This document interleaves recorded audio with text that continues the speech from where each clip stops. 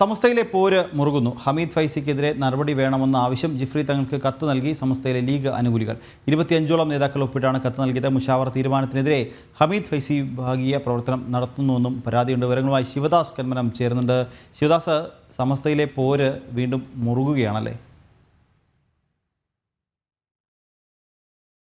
കാരണം ഹമീദ് ഫൈസി അമ്പലക്കടവ്, അതോടൊപ്പം തന്നെ ഉമർ ഫൈസി മുക്കം അടക്കമുള്ളവർക്കെതിരെ ലീഗ് നേതാക്കളും അതോടൊപ്പം തന്നെ സമസ്തയിലെ ലീഗ് അനുകൂലികളും രംഗത്ത് വന്നിരിക്കുകയാണ്. പലതവണ ഇതുമായി ബന്ധപ്പെട്ടുള്ള തർക്കങ്ങൾ പരിഹരിക്കാൻ സമവായ ചർച്ചകൾക്ക് ശ്രമം നടത്തിയിരുന്നു.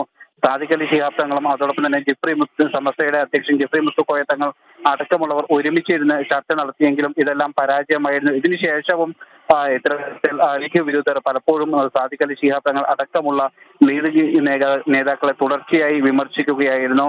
ഇത് തുടരുന്ന ഒരു സാഹചര്യം തന്നെയാണ് ഇപ്പോഴും ഉള്ളത്. ഹമീദ് ഫൈസി, ഉമർ ഫൈസി മുക്കും അതോടൊപ്പം തന്നെ ഹമീദ് ഫൈസി അമ്പലക്കടവും അടക്കമുള്ളവർ തുടർച്ചയായി ലീഗ് നേതാക്കളെ പല രീതിയിൽ വിമർശിച്ചുകൊണ്ടിരിക്കുന്നു. പ്രത്യേകിച്ച് സമസ്തയിലൂടെ ഇതിനെതിരെ സമസ്തയിലെ ലീഗ് അനുകൂലികൾ ഇതിനെതിരെ രംഗത്ത് വന്നിരുന്നു.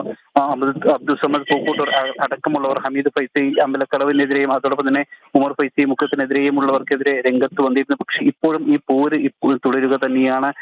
ഇതോടെയാണ് ഈ പോര് ഒരു തരത്തിലും സമവായത്തിലേക്ക് എത്തിക്കാൻ കഴിയുന്നില്ല. അതുകൊണ്ട് തന്നെയാണ് ഇപ്പോൾ സമസ്തയിലെ 25ഓളം ലീഗ് അനുകൂലികൾ ജിഫ്രി മുത്തുക്കോയ തങ്ങൾക്ക് ഒരു കത്ത് നൽകിയിരിക്കുന്നത്.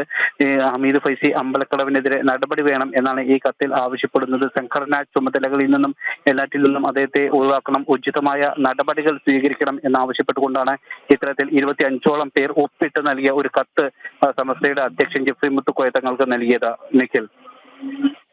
ശരി ശിവദാസ്, എന്തായാലും സമസ്തയിലെ പോര് മുറുകുകയാണ്. ഹമീദ് ഫൈസിക്കെതിരെ നടപടി വേണമെന്ന ആവശ്യം ജിഫ്രി തങ്ങൾക്ക് കത്ത് നൽകി സമസ്തയിലെ ലീഗ് അനുകൂലികൾ വിവരങ്ങൾ നൽകുകയായിരുന്നു. ശിവദാസ് കന്മനം.